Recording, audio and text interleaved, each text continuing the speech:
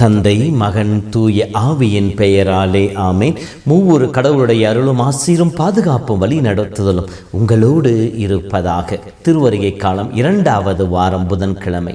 இயேசுவில் என் அன்பு சொந்தங்களே, சுமை சுமந்து சோர்ந்திருப்பவர்களே, எல்லோரும் என்னிடம் வாருங்கள். அன்பின் அழைப்பு. இறைவன் நம் ஒவ்வொருவருக்கும் அழைப்பை விடுக்கின்றார். எதற்காக? நான் உங்களுக்கு இளைப்பாறுதலை கொடுப்பேன், நான் உங்களுக்கு ஆசீரை கொடுப்பேன், நான் உங்களுக்கு தேற்றுதலை கொடுப்பேன் என்று சொல்லி நம் ஒவ்வொருவரையும் அழைப்பு விடுக்கின்றார். இன்றைய மனிதன் பல்வேறு சுமைகளை தன்னிலே சுமந்தவனாக வாழ்ந்து கொண்டிருக்கின்றார்.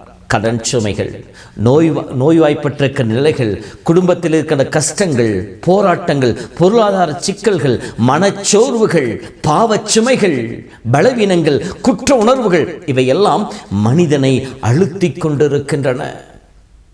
அவன் உள்ளத்தில் இருக்கின்ற மகிழ்ச்சியை எடுத்து போட்டு அவன் வலிமையை குன்றி போகச் செய்து அவனை சோர்வுறச் செய்யக்கூடியதாக, அவனை தளர்வுறச் செய்யக்கூடியதாக இருக்கின்றது.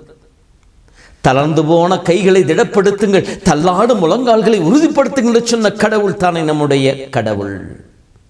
இந்த கடவுள் தான் நமக்கு பலனும் ஆற்றலுமாயிருக்கின்றார். எனவேதான் கொரிந்தியர் புத்தகத்திலே 2ஆம் புத்தகத்திலே 12ஆம் அதிகாரம் 9 படிக்கின்ற பொழுது, உன் பலவீனத்தில் என் பலன் செயல்படும் என்று சொல்லி பலவீனத்திலே சோர்விலே இருந்த பவுலுக்கு கடவுள் சொன்ன வார்த்தைகளாக இருக்கின்றன. இந்த பலனை பெற்றுக்கொண்டவுடன் தான் பிலிப்பியர் 4:13 பவுலுடையார் அறுதியிட்டுக்குரியர், என்னை பலப்படுத்தும் இயேசுவின் துணையை கொண்டு, எனக்கு வலிமை கொடுக்கின்ற இயேசுவின் துணையை கொண்டு, எனக்கு ஆற்றலாய் இருக்கின்ற இயேசுவின் துணையை கொண்டு எதையும் செய்ய எனக்கு வலிமை உண்டு, ஆற்றல் உண்டு என்று சொல்லுகின்றார். இதோ இந்த நாளிலும் கடவுள் நம் ஒவ்வொருவரையும் அழைக்கிறார், நமக்கு வலிமை கொடுக்க, நம் சுமைகளை தாங்கிக் கொள்ள, நம் சுமைகளோடு எழுந்து நடக்க, நம் சுமைகள் மத்தியிலே அவருடைய வல்லமை நம்மிலே செயல்பட. அன்பு சொந்தங்களே, இன்றைய முதல் வாசகத்திலே இப்படி அழைக்கின்ற ஆண்டவர் நமக்கு கொடுக்கின்ற ஆசீர்வாதம் என்ன என்று சொல்லப்படுகின்றது? அனைத்தையும் செய்யவல்ல கடவுள் தன் மீது நம்பிக்கை கொண்ட மனிதர்களுக்கு புது வலிமை அளிக்கின்றார். அவர் மீது நம்பிக்கை கொண்டவர்கள் புதிய ஆற்றலை பெற்றுக் கொள்வார்கள்.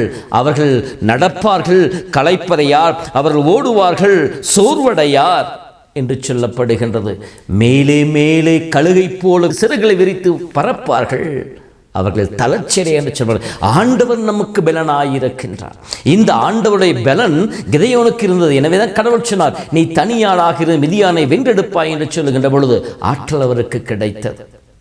தாவீது கடவுளுடைய உடனிருப்பை புதிய ஆற்றலையும் பெற்றுக்கொண்ட. எனவேதான் கோலியாத்தை எதிர்த்து நிற்கின்ற பொழுது, என் ஆண்டவர் எனக்கு பலனாய் இருப்பதினாலே, என் வலிமையாய் இருப்பதினாலே இந்த பெலிஸ்தீனால் வென்றெடுக்க முடியும் என்று சொல்லி ஒரு கூழாங்கல்லை கொண்டு பெலிஸ்தீனை தாவீது வென்றெடுத்தார்.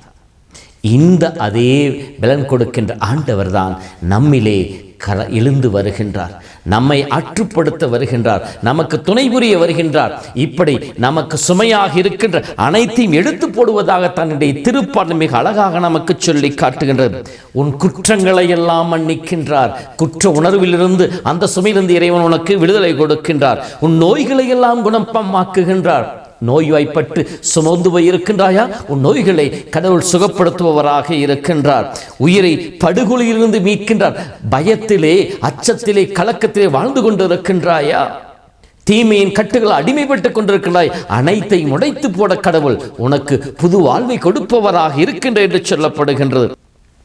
ஆகவே அன்பு சொந்தங்களே, இறை அழைப்பை ஏற்றுக்கொண்டு அவரை தேடி வருவோம், அவர் மீது நம்பிக்கை வைப்போம். அவர் நமக்கு பலன் கொடுப்பார். அவர் நம்முடைய களைப்பையும் சோர்வையும் எடுத்து போடுவார். அவர் நமக்கு புத்துயிர் கொடுப்பார். அவர் நம்மை எழுந்து நிற்கச் செய்வார். நம் பலவீனத்திலே பலமாயிருப்பார். நமக்கு ஆற்றல் வலிமையுமாக இருப்பார். நம்மை எதிர்த்து நிற்கிற எல்லா விதமான சோர்வுகள், சோதனைகள், வேதனைகள், நோய்கள் அனைத்திலுமிருந்து கடவுள் நம்மை பாதுகாப்பார். நம் தேவன் நம் சார்பாக இருக்கின்றார். நம் கடவுள் நமக்கு துணையாக இருக்கின்றார். ஆகவே அந்த ஆண்டவன் அழைப்பை ஏற்று அவரை தேடி வருவோம். அவர் மீது நம்பிக்கை வைப்போம். அவரோடு இணைந்து வாழ்வோம். என்னோடு இணைந்திருக்கின்றவர்கள் புது வலிமை பெறுவார்கள், புது ஆற்றல் பெறுவார்கள் என்ற இயேசுவின் வார்த்தையின் பிரகாரம் ஆற்றல் பெற்ற மக்களாய், ஆறுதலின் மக்களாய் நலமோடு வாழ்வோம். கடவுள் நம் ஒவ்வொருவரையும் ஆசீர்வதிப்பாராக. ஆண்டவர் உங்களோடு இருப்பாராக. எல்லாம் வல்ல இறைவன் தந்தை, மகன், தூய ஆவி உங்களையும் உங்கள் குடும்பத்தையும் தன் அருளால் நிறைத்து பாதுகாப்பாராக. ஆமேன். தாய் போல தேற்றி, தந்தை போல ஆற்றி, தோள் மீது சுமந்திடும் என் ஏசையா, உம்மை போல புரிந்து கொள்ள யாரும் இல்லையே, உம்மை போல அரவணைக்க யாரும் இல்லையே, உம்மை போல புரிந்து கொள்ள யாரும் இல்லையே, உம்மை போல அரவணைக்க யாரும்